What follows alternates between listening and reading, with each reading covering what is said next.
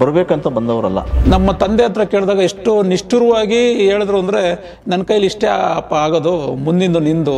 ನಿಮಗೆ ಅವಕಾಶ ಸಿಕ್ಕಿದ್ದೆ ಹೇಗೆ ಬರಹಗಾರನಾಗಿ? ನಾನೊಂದು 15 ಸಿನಿಮಾಗಳಿಗೆ ಡೈರೆಕ್ಷನ್ ಡಿಪಾರ್ಟ್ಮೆಂಟ್ ಕೆಲಸ ಮಾಡಿರೋ ಸರ್. ಆ ಬರಹದ ನಂದಾದೀಪ ಇವತ್ತಿಗೂ ಆರಿಲ್ಲ, ಮುಂದುವರಿತಾ ಇದೆ. ಓದ್ದವರೆಲ್ಲ ಎಷ್ಟೋ ಜನ ಕೆಲಸ ಇಲ್ಲದೆ ಒದ್ದಾಡ್ತವ್ರೆ, ನೀನೇನೋ ಮಾಡ್ತೀಯಾ ಓದಿ. ಏನೋ ಮೇಕಪ್ ಮ್ಯಾನ್ ಆಗಬೇಕು ಅಂತ ಬಂದವರು ಡೈರೆಕ್ಷನ್ ಫೀಲ್ಡಿಗೆ ಬಂದ್ರಿ. ಚಿಕ್ಕ ವಯಸ್ಸಿಂದ ಬರವಣಿಗೆ ಸಣ್ಣ ಆಸಕ್ತಿ ಸರ್. ಒಂದು ಪುಟ್ಟ ಹಳ್ಳಿಯಿಂದ ಬೆಂಗಳೂರಿಗೆ ಬರ್ತೀರಾ. ಕನ್ನಡದ ಕವಿರಾಜ ಕುವೆಂಪು ಎಲ್ಲೆಡೆ ಹರಡಿದ ಕಾವ್ಯದ ಕಂಪು, ಆ ಥರ ಅವಕಾಶ ಸಿಕ್ಕಿದ ಮೇಲೆ ಕಣ್ಣು ಗೊತ್ಕೊಂಡು ಮಾಡಿದ್ದೀನಿ. ಸಿನಿಮಾ ಅಂದರೆ ಅದೊಂಥರ ಪ್ರೀತಿ, ಉತ್ಸಾಹ, ಒಂದು ಕುತೂಹಲ. ಹಾಗೆ ಕುತೂಹಲ ಇಟ್ಕೊಂಡು ಬಂದಷ್ಟು ಮಂದಿ ಭಾಳ ಜನ ಇದ್ದಾರೆ ಕನ್ನಡ ಇಂಡಸ್ಟ್ರಿಯಲ್ಲಿ. ಹಾಗೆ ಏನೋ ಸಾಧನೆ ಮಾಡಬೇಕು ಅಂತ ಬಂದವರು ಇವತ್ತಿಗೂ ಸಾಧನೆ ಮಾಡೋಕ್ಕಾಗ್ದೇ ಒದ್ದಾಡ್ತಾ ಇದ್ದಾರೆ. ಇನ್ನು ಕೆಲವರು ನಾನೇನೋ ಆಗಬೇಕಂತ ಬಂದವರು ಆಕಸ್ಮಿಕವಾಗಿ ಸಿನಿಮಾ ಇಂಡಸ್ಟ್ರಿಗೆ ಬಂದು ಗುರುತಿಸ್ಕೊಂಡವರು ಇದ್ದಾರೆ. ಆ ಪೈಕಿ ಇವತ್ತು ಗುರುತಿಸ್ಕೊಂಡು ಒಬ್ಬ ಒಳ್ಳೆ ಬರಹಗಾರ ಅಂತ ಅನ್ಸ್ಕೊಂಡಿರೋರು ನಮ್ಮ ಮುಂದೆ ಇದ್ದಾರೆ. ಅವರು ಬೇರೆ ಯಾರು ಅಲ್ಲ, ಕನ್ನಡದ ಸೂಪರ್ ಸ್ಟಾರ್ ಸಿನಿಮಾಗಳಿಗೆ ಸಂಭಾಷಣೆನ ಬರೆದಿರ್ತಕ್ಕಂಥ ರಘು ನಿಡುವಳ್ಳಿ. ರಘು ನಿಡುವಳ್ಳಿ, ನಮಸ್ಕಾರ. ನಮಸ್ತೆ ಸರ್, ಹೇಗಿದ್ದೀರಿ? ಸೂಪರ್ ಸರ್, ಚೆನ್ನಾಗಿದ್ದೀನಿ. ಓಕೆ, ಹೇಗಿದೆ ಲೈಫು? ಸೂಪರ್ ಸರ್, ತುಂಬ ಚೆನ್ನಾಗಿದೆ. ಓಕೆ, ನೀವು ಕನ್ನಡ ಇಂಡಸ್ಟ್ರಿಗೆ ಬರಬೇಕಂತ ಬಂದವರಲ್ಲ. ಹೌದು ಸರ್. ಆಕಸ್ಮಿಕವಾಗಿ ನೀವು ಎಂಟ್ರಿ ಕೊಟ್ಟವರು. ಹೌದು ಸರ್. ಸೊ ಆ ಬಗ್ಗೆ ಹೇಳಿ, ಬಂದ ದಾರಿ ಹೇಗಿತ್ತು ಸರ್? ಹೇಗೆ ಅಂದರೆ ನಂದು PUC ಮುಗಿತು ಸರ್. ನಾನು ಸೈನ್ಸ್ ತೊಗೊಂಡಿದ್ದೆ. ನಾನು ಕನ್ನಡ ಮೀಡಿಯಮಿಂದ ಸೈನ್ಸ್ಗೆ ಹೋಗಿರೋದ್ರಿಂದ ಸ್ವಲ್ಪ ಪರ್ಸೆಂಟೇಜ್ ಕಡಿಮೆನೂ ಇತ್ತು. ಹಂಗಾಗಿ ನಾನು ಇಂಜಿನಿಯರಿಂಗ್ ಆ ಥರದ್ದೆಲ್ಲ ಯೋಚನೆ ಮಾಡಲಿಲ್ಲ. ಡಿಗ್ರಿ ಸೇರ್ಕೋಬೇಕು ಅಂತ ಅಂದ್ಬಿಟ್ಟು ಕಲ್ಪತ್ರ ಕಾಲೇಜಿಗೆ ಡಿಗ್ರಿ ಸೇರ್ಕೋಬೇಕು ಅಂತ ಅಂದ್ಬಿಟ್ಟು ಅಂದ್ಕೊಂಡೆ. ಆ ಟೈಮಲ್ಲಿ 2000 ಏನೋ ಬೇಕಿತ್ತು ಸರ್ ದುಡ್ಡು. ನಮ್ಮ ತಂದೆ ಹತ್ರ ಕೇಳಿದಾಗ ಎಷ್ಟು ನಿಷ್ಠುರವಾಗಿ ಹೇಳಿದ್ರು ಅಂದರೆ ನನ್ನ ಕೈಲಿ ಇಷ್ಟೇ ಆಗೋದು, ಮುಂದಿಂದು ನಿಂದು ಅಂತ ಅಂದ್ಬಿಟ್ಟು ಏನು ಬೇಕಾದ್ರೂ ಮಾಡ್ಕೋ ಅಂತಂದರು. ನನಗೆ ಅವಾಗ ಒಂದು ಸ್ವಲ್ಪ ಅಸಮಾಧಾನ ಅನ್ನಿಸ್ತು ನಮ್ಮ ಅಪ್ಪನ ಬಗ್ಗೆ. ಏನಪ್ಪ ಇಷ್ಟು ನಿಷ್ಠುರವಾಗಿ ಮಾತಾಡ್ಬಿಟ್ರಲ್ಲ ಅಂತ. ಆ ಟೈಮಲ್ಲಿ ನಮ್ಮ ತಾಯಿ ಏನು ಹೇಳಿದ್ರು, ಅಲ್ಲಿ ಒಂದು 4 ಕಡೆ ಪ್ರಯತ್ನ ಪಟ್ಟರು. ಕೊನೆಗೆ ನಮ್ಮ ಅಣ್ಣ ಇದ್ದಾರೆ, ನಮ್ಮ ದೊಡ್ಡಮ್ಮನ ಮಗ ಬೆಂಗಳೂರಿನಲ್ಲಿ.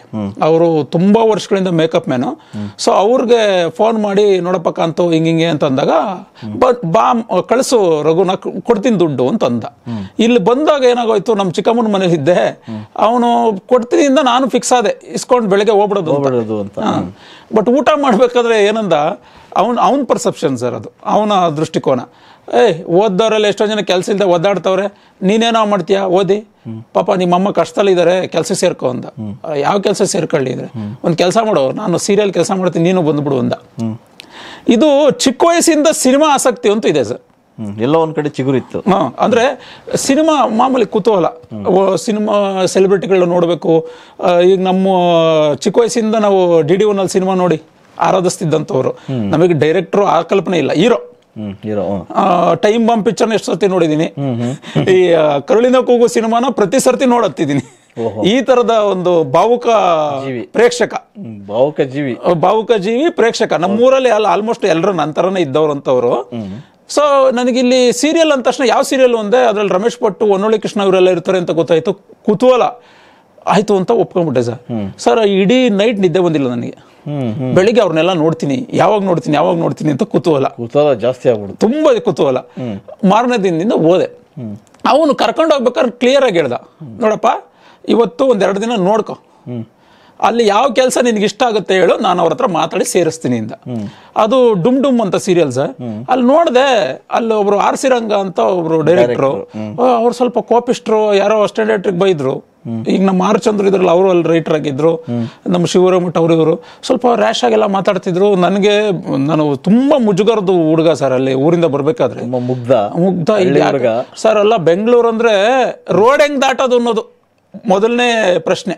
ಆ ಥರದವನು. ಇದು ಹೆಂಗಪ್ಪ, ಬೇಡ ಇದು ಕಸಿವಿಸಿ ಅಂತ ಅಂದ್ಬಿಟ್ಟು ಬೇಡ ಅಂದ್ಕೊಂಡೆ. ಮತ್ತೆ ಯಾರೋ ಕ್ಯಾಮ್ರಾಮನ್ ನೋಡಿದ್ರೆ, ಅವ್ರು ಯಾರೋ ಲೈಟ್ ಮ್ಯಾನ್ಗೆ, ಅವ್ರ ಅಸಿಸ್ಟೆಂಟ್ಗೆಲ್ಲ ಬೈತಿದ್ರು. ಇದು ಯಾಕೋ ಸರಿಯಾಗಲ್ಲ ಅಂದ್ಬಿಟ್ಟು, ನಮ್ಮ ಅಣ್ಣ ಆದರೆ ಸೇಫು, ನಮ್ಮ ಅಣ್ಣ ಜಾಸ್ತಿ ಬೈಯಲ್ಲ, ಬೈದ್ರು ಏನು ಪರವಾಗಿಲ್ಲ, ಬೇಡ ಇದು ಜೊತೆಗೆ ಅನ್ನೋ ಮೈಂಡ್ ಸೆಟ್ಟಲ್ಲಿ ಟಚ್ ಅಪ್ ಬಾಯಾಗಿ ಸೇರ್ಕೊಂಡೆ.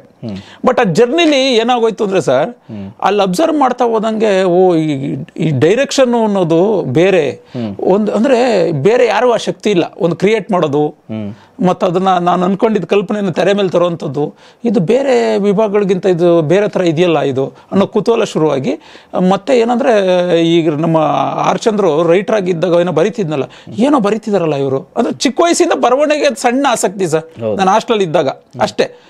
ಮತ್ತೆ ರವಿ ಬೆಳಗೆರೆ ಅವ್ರನ್ನ ಓದೋದು, ಅದೇ ದಾಟಿಯಲ್ಲಿ ಲವಲವಿಕೆ ದಾಟಿಯಲ್ಲಿ ಬರೆಯೋದು, ಈ ಥರದೊಂದು ಪ್ರಾಸಬದ್ಧವಾಗಿ ಬರಿತಾ ಹೋಗೋದು. ಪ್ರಾಸಬದ್ಧ ಅಷ್ಟೇ ಸರ್. ಕನ್ನಡದ ಕವಿರಾಜ ಕುವೆಂಪು, ಎಲ್ಲೆಡೆ ಹರಡಿದ ಕಾವ್ಯದ ಕಂಪು, ಆ ಥರ ವಸ್ತುಗಿಸ್ತು ಏನೋ ಮುಖ್ಯ ಅಲ್ಲ, ಅಲ್ಲಿ ಪ್ರಾಸ ಮುಖ್ಯ ಅನ್ನೋ ಥರದ್ದು. ಸೊ ಹಿಂಗೆ ಮಾಡ್ಬೇಕಾದ್ರೆ ನನಗೆ ಕುತೂಹಲ ಅನ್ಸೋಕೆ ಶುರುವಾಯಿತು. ಈ ಡೈರೆಕ್ಷನ್ ಡಿಪಾರ್ಟ್ಮೆಂಟು, ಡೈರೆಕ್ಟ್ರು, ಕತೆ, ಚಿತ್ರಕಥೆ, ಅದು ಎಸ್ ನಾರಾಯಣವ್ರದ್ದು. ಒಂದ್ಸರ್ತಿ ಆಡಿಯೋ ಕ್ಯಾಸೆಟ್ ನಾನು ನಮ್ಮ ಚಂದ್ರನ ರಿಕ್ವೆಸ್ಟ್ ಮಾಡಿ ನಾನು ಒಂದ್ಸತಿ ಕೇಳ್ತೀನಿ ಅಂತ ಕೇಳಿದೆ ಸರ್. ಎಷ್ಟು ಚೆನ್ನಾಗಿ ಎಕ್ಸ್ಪ್ಲೈನ್ ಮಾಡಿದ್ರು ಅಂದರೆ ಸರ್, ಒಂದು ಪಾತ್ರ ಹೆಂಗೆ ಬರುತ್ತೆ, ಯಾವ ದಾಟಿಯಲ್ಲಿ ಮಾತಾಡುತ್ತೆ, ಹೇಗೆ ನಿಲ್ಲುತ್ತೆ, ಅದಾದ್ಮೇಲೆ ಎದುರುಗಡೆ ಪಾತ್ರದ ರಿಯಾಕ್ಷನ್ ಏನು, ಇಷ್ಟು ಚೆನ್ನಾಗಿ ಅವರು ಎಕ್ಸ್ಪ್ಲೈನ್ ಮಾಡಿದ್ರು. ಓ ಇದೇನೋ ಬಹಳ ಮ್ಯಾಜಿಕ್ ಇದೆ ಇದರಲ್ಲಿ ಅನ್ನೋ ಥರ ಶುರುವಾಯಿತು ಸರ್. ನಿಮಗೆ ಶುರುವಾಯಿತು. ಬಟ್ ಅಲ್ಲಿ ಅವಕಾಶ ಇಲ್ಲ, ನಾನು ಮೇಕಪ್ ಆಗಿ ಸೇರ್ಕೊಂಡಿದ್ದೀನಿ. ಸೊ ಅದು ಒಂದು ವೈಂಡ್ ಅಪ್ ಆಯಿತು ಸೀರಿಯಲ್. ಆಮೇಲೆ ಸುಮತಿ ಅಂತ ಸೀರಿಯಲ್ ಮಾಡಿದೆ, ಅದಕ್ಕೆ ನಾನೇ ಇಂಡಿಪೆಂಡೆಂಟ್ ಮೇಕಪ್ ಮ್ಯಾನ್ ಅದೇ ಅದೆಲ್ಲ. ಮತ್ತೆ ನಾನು ಇವತ್ತಿನ ಸೂಪರ್ ಸ್ಟಾರ್ಗಳು ಕೆಲವರು, ನಮ್ಮ ಗಣೇಶ್ ಅವರು, ದುನಿಯಾ ವಿಜಿ, ಕಿಟ್ಟಿ, ಇವ್ರಿಗೆಲ್ಲ ಮೇಕಪ್ ಮಾಡಿದ್ದೀನಿ ಸರ್. ಗಣೇಶ್ ಅವರ ಕಟ್ಟ ಕಡೆ ಸೀರಿಯಲ್ ಈಶ್ವರಿಗೆ ನಾನು ಮೇಕಪ್ ಮ್ಯಾನ್. ಅದಾದ್ಮೇಲೆ ನಾನು ಕೆಲಸ ಹುಡ್ಕೊಂಡಿರ್ಬೇಕಾದ್ರೆ ಆರ್ ಚಂದ್ರು ನಮ್ಮ ಕೇರಾ ಪುಟ್ಪತ್ ಪ್ರೊಡ್ಯೂಸರ್ದು ಒಂದು ಲಿಂಕ್ ಕೊಟ್ಟ. ಸೊ ಅಲ್ಲಿಂದ ನನ್ನ ಅಸಿಸ್ಟೆಂಟ್ ಡೈರೆಕ್ಟರ್ ಜರ್ನಿ ಶುರುವಾಗಿರುತ್ತೆ. ಓಕೆ. ಸೊ ನೀವಲ್ಲಿ ಏನೋ ಮೇಕಪ್ ಮ್ಯಾನ್ ಆಗಬೇಕು ಅಂತ ಬಂದವರು ಡೈರೆಕ್ಷನ್ ಫೀಲ್ಡಿಗೆ ಬಂದ್ರಿ. ಹೌದು ಸರ್. ಡೈರೆಕ್ಷನ್ ಫೀಲ್ಡ್ ಜೊತೆಗೆ ನೀವು ಬರಹಗಾರರಾಗಿ ಗುರ್ಸ್ಕೊಂಡ್ರಿ. ಯಾಕಂದ್ರೆ ಬರವಣಿಗೆ ನಿಮಗೆ ಕಾಲೇಜ್ ಡೇಸ್ ಅಲ್ಲೇ ಇತ್ತು. ಹೌದು ಸರ್. ಆ ಪ್ರೀತಿ ಹೆಚ್ಚಿತ್ತು ಬರಹದ ಮೇಲೆ. ಹೌದು. ಸೊ ಬರಹಗಾರನಾಗಿ ಗುರ್ಸ್ಕೋಬೇಕು ಅಂತ ಅಂದಾಗ ನಿಮಗೆ ಅವಕಾಶ ಸಿಕ್ಕಿದ್ದು ಹೇಗೆ ಬರಹಗಾರನಾಗಿ? ಸರ್ ಇದು ನೋಡಿ, ಬೇರೆಯವ್ರ ಗೈರು ಹಾಜರಲ್ಲಿ ಇನ್ನೊಬ್ರು ಬೆಳೀತಾರೆ ಅನ್ನೋ ಥರದ್ದೊಂದು ಎಪಿಸೋಡ್ ಇದು. ಏನಂದ್ರೆ ಸರ್, ನಾನು ಈ ಕೇರಾ ಪುಟ್ಪತ್ ಸಿನಿಮಾ ಏನು ಕೆಲಸ ಮಾಡಿದೆ ಸರ್, ಅಲ್ಲಿ ಬೇರೆ ಬೇರೆಯವ್ರು ದೊಡ್ಡ ದೊಡ್ಡ ರೈಟರ್ಗಳು ಎಲ್ಲ ಕೆಲಸ ಮಾಡಿದ್ದಾರೆ. ಸೊ ಅಲ್ಲಿ ಯಾವುದೋ ಒಂದು ಸಣ್ಣದೊಂದು ಕರೆಕ್ಷನ್ ಇರುತ್ತೆ ಸರ್. ಇದನ್ನೇನು ಅಲ್ಲಿ ಮತ್ತೆ ಆ ರೈಟರ್ ಹತ್ರ ಹೋಗೋಕ್ಕಾಗಲ್ಲ.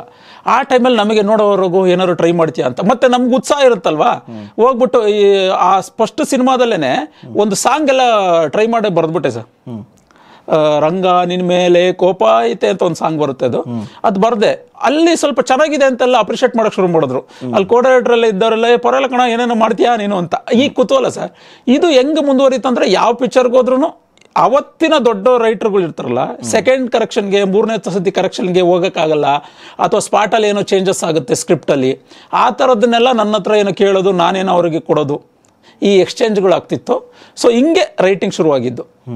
ಅವಾಗ ನನ್ಗೆ ಅನ್ಸೋಕೆ ಶುರುವಾಯಿತು, ಇದು ಬರೆಯೋಕ್ಕೆ ಶುರುವಾದಾಗ ಸ್ವಲ್ಪ ಓದ್ಕೋಬೇಕು ಅನ್ನೋದೊಂದು ಪ್ರಜ್ಞೆ ಅಲ್ಲ ಸರ್. ಅವಾಗ ಸ್ವಲ್ಪ ಓದೋಕ್ಕೆ ಶುರು ಮಾಡಿದೆ. ಅದಾದಮೇಲೆ ಸರ್, ಈ ಆಸಕ್ತಿಯನ್ನು ತುಂಬ ದಿವಸದಿಂದ ಗಮನಿಸಿದ್ದಂಥ ನಮ್ಮ ಶಿವು ಹಿರೇಮಠ್ ಅಂತ ಡೈರೆಕ್ಟರ್ ಇದ್ದಾರಲ್ಲ, ಅವ್ರು ನಮ್ಮ ಸೀರಿಯಲ್ ಡೇಸ್ ಇದ್ದಿದ್ದವರು. ಅವರು ಅಣಜಿ ನಾಗರಾಜ್ ಅವ್ರ ಬ್ಯಾನರಲ್ಲಿ ಗುರುರಾಜ್ ಹೊಸಕೋಟೆ ಅವರ ಆಧಾರಿತ ಒಂದು ಕತೆ, ಒಂದು ಹಾಡನ್ನು ಆಧಾರಿತವಾದಂಥ ಒಂದು ಕತೆ, ನಂದಾದೀಪ ಅಂತ ಸಿನಿಮಾ, ಅದಕ್ಕೆ ಪ್ರಪ್ರಥಮ ಬಾರಿಗೆ ಅವಕಾಶ ಕೊಟ್ಟರು. ಅಲ್ಲಿ ಬರೆದೆ. ಅದಾದ್ಮೇಲೆ ಅದನ್ನ ಸೂಪರ್ವೈಸ್ ಮಾಡಿ ಇದು ಬರ್ದಿದ್ದು ಕರೆಕ್ಟಾ ಅನ್ನೋದನ್ನ ನಮ್ಮ ಮಳವಳ್ಳಿ ಸಾಯಿಕೃಷ್ಣ ಅವರು ಮಾಡಿದ್ರು. ಹಂಗೆ ಶುರುವಾಗಿತ್ತು ಸರ್ ಜರ್ನಿ. ಓಕೆ. ಒಂದು ಪುಟ್ಟ ಹಳ್ಳಿಯಿಂದ ಬೆಂಗಳೂರಿಗೆ ಬರ್ತೀರಾ, ಒಂದು ಕೆಂಪು ಬಸ್ ಹತ್ಕೊಂಡು. ಹೌದೌದು. ಅಲ್ಲಿಂದ ನಿಮ್ಮ ಜರ್ನಿ ದೊಡ್ಡದಾಗಾಯ್ತು. ಇವತ್ತು ರಘು ನಿಡುವಳ್ಳಿ ಅಂದ್ರೆ ಒಬ್ಬ ಉತ್ತಮ ಸಂಭಾಷಣೆಗಾರ. ಕನ್ನಡ ಚಿತ್ರರಂಗದಲ್ಲಿ ಒಂದಿಷ್ಟು ರೈಟರ್ಸ್ ಯಾರು ಸಂಭಾಷಣೆಗಾರ ಅಂದರೆ ನೀವು, ಮಾಸ್ತಿ, ಸೋ ಒಂದಿಷ್ಟು ಜನ ಬಂದು ನಿಲ್ತಾರೆ. ಆ ಸಾಲಿಗೆ ರಘು ನಿಡುವಳ್ಳಿ ಕೂಡ ನಿಂತವರು.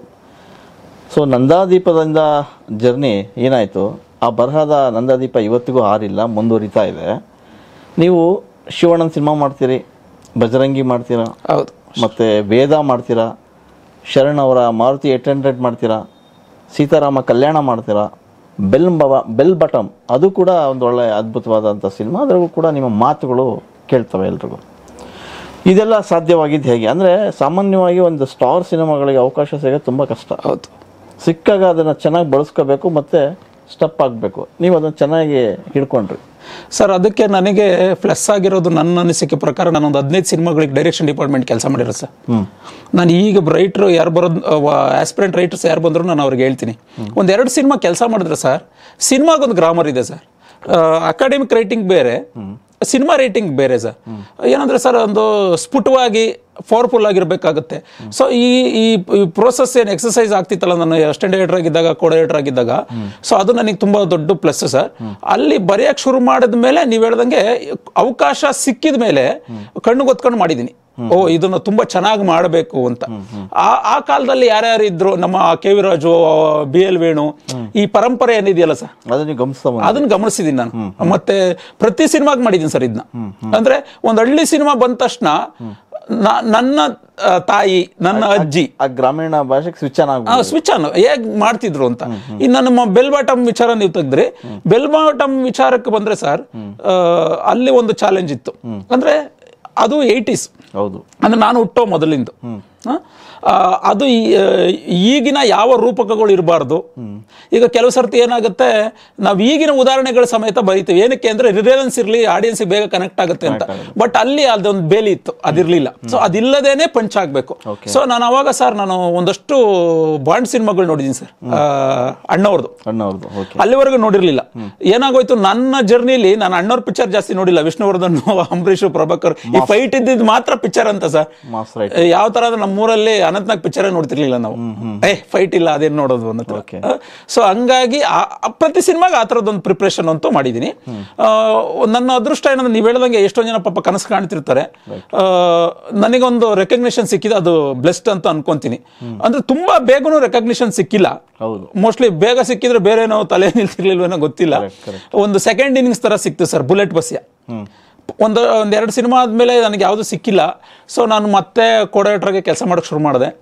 ಒನ್ಸ್ ಅಗೇನ್ ಬುಲೆಟ್ ಬಸ್ಸಿಯ ಟೈಮಲ್ಲಿ ಬೇರೆಯವ್ರ ಹತ್ರ ಬರ್ಸಿದ್ವಿ. ಅದ್ಯಾಕೋ ಸೆಟ್ ಆಗ್ತಿಲ್ಲ ಅನ್ನೋ ಕಾರಣಕ್ಕೆ ಮತ್ತೆ ಸ್ಕ್ರಿಪ್ಟಲ್ಲಿ ನಾನಿದ್ದೆ. ಇವನು ಬರೀತಾನೆ ಅನ್ನೋ ಒಂದು ಐಡಿಯಾದ ಮೇಲೆ ನನಗೊಂದು ಅವಕಾಶ ಕೊಟ್ಟರು. ಅದು ನಾವು ರೀಡಿಂಗ್ ಕೊಟ್ಟಾಗ ಶರಣ್ ಅವರೆಲ್ಲ ಇಷ್ಟಪಟ್ಟರು. ಸೊ ಹಂಗೆ ಜರ್ನಿ ಮುಂದುವರಿತು ಸರ್. ಅದಾದ್ಮೇಲೆ ಹರ್ಷ ಮಾಸ್ಟರ್ ಪರಿಚಯ ಆದ್ರು. ನೀವು ಹೇಳ್ದಂಗೆ ಅವ್ರದ್ದು ಮಾಸ್ ಸಿನಿಮಾಗಳು ಮಾಡ್ತಿದ್ದಿಂದ ನನ್ನ ಪುಣ್ಯ ಅದು. ಏನಂದ್ರೆ ಒಂದು ಕಡೆ ಜಯತೀರ್ಥ ಸಾರು, ಅವರು ಬೇರೆ ತರದ್ದು ಸಿನಿಮಾ ಮಾಡೋರು, ಇವರು ಕಮರ್ಷಿಯಲ್ ಸಿನಿಮಾ ಮಾಡೋರು. ಇಬ್ರು ಜೊತೆನೂ ಕೆಲಸ ಮಾಡಕ್ ಶುರುವಾದೆ. ಆ ಒಂದಷ್ಟು ಸಿನಿಮಾಗಳು ಹಿಟ್ಟಾಗಿ ಅಂಜನಿ ಪುತ್ರ ಅವು ಇವೆಲ್ಲ ಆಯ್ತು.